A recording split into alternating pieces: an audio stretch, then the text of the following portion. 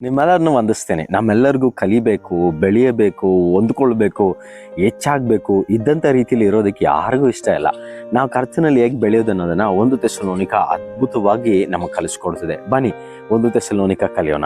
1 ಥೆಸಲೋನಿಕ 5ನೇ ವಾಕ್ಯದಲ್ಲಿ ಹೇಳ್ತಿದೆ, ಆತನು ನಿಮ್ಮನ್ನು ಆತುಕೊಂಡನೆಂಬುದನ್ನು ನಾವು ಸಾರಿದ ಸುವಾರ್ತೆಯು ನಿಮ್ಮಲ್ಲಿ ಬರೀ ಮಾತಾಗಿ ಬಾರದೆ ಶಕ್ತಿಯೊಡನೆಯೂ ಪವಿತ್ರಾತ್ಮನೊಡನೆಯೂ ಬಹು ನಿಶ್ಚಯದೊಡನೆ ಬಂತೆಂದು ಬಲ್ಲೆವು.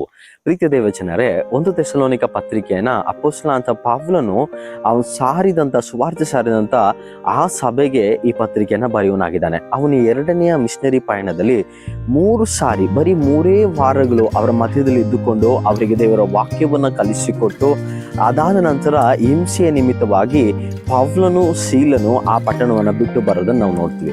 ಅವರು ಬಿಟ್ಟು ಬಂದ ಮೇಲೂ ಕೂಡ ಆ ಒಂದು ಸಭೆ ನಿರಂತರವಾಗಿ ಬೆಳೀತಾ ಇರ್ತದೆ.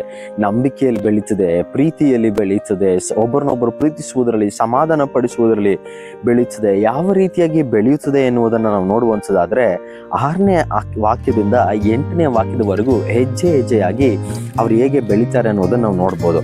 ಅವರು ಹಿಂಸೆಯಲ್ಲೂ ಕೂಡ ಪರಿಶುದ್ಧಾತ್ಮನ ಆನಂದದೊಡನೆ ದೇವರ ವಾಕ್ಯವನ್ನು ಅಂಗೀಕರಿಸ್ತಾರಂತೆ. ಮೊದಲು ದೇವರ ವಾಕ್ಯವನ್ನ ಅಂಗೀಕರಿಸ್ತಾರೆ, ಅದಾದ್ಮೇಲೆ ಯೇಸು ಕ್ರಿಸ್ತನನ್ನ ಹಿಂಬಾಲಿಸುವವ್ರನ್ನ, ಅದಾದ ನಂತರ ಯೇಸು ಕ್ರಿಸ್ತನನ್ನ ಅನುಸರಿಸ್ತಾರೆ. 3ನೇದಾಗಿ ನಾವು ನೋಡ್ತೀವಿ, ಬೇರೆ ಎಲ್ಲರಿಗೂ ಕೂಡ ಒಳ್ಳೆಯ ಮಾದರಿಯಾಗಿ ಅವ್ರು ಮಾರ್ಪಡ್ತಾರೆ.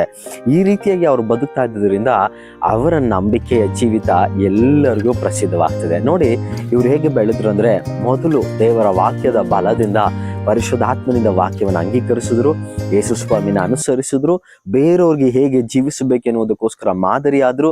ಈ ತರ ನಡೆದುಕೊಂಡದ್ರಿಂದ ಅವ್ರ ನಂಬಿಕೆ ಎಲ್ಲರಿಗೂ ತಿಳಿದುಕೊಂಡು ಬಂದ್ರು.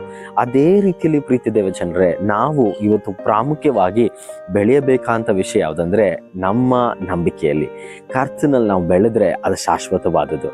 ದೇವರಲ್ಲಿ ನಾವು ಬೆಳೀತಾ ಇರೋಣ, ಅದರಿಂದ ದೇವರು ನಮ್ಮನ್ನು ಆಶೀರ್ವದಿಸುವನಾಗಿದ್ದಾನೆ. ಪರಿಶುದ್ಧಾತ್ಮನ ಬಲದಿಂದ ನಾವು ಪ್ರತಿ ದಿವಸ ಬೆಳೆಯುವಂಥದ್ದಾದ್ರೆ ನಾವು ಸಾಕ್ಷಿಯಾಗಿ ಅನೇಕರಿಗೆ ಆಶೀರ್ವಾದವಾಗಿ ಮಾರ್ಪಡ್ತೀವಿ. ದೇವರ ಈ ವಾಕ್ಯದಿಂದ ನಿಮ್ಮನ್ನು ಆಶೀರ್ವದಿಸಲಿ.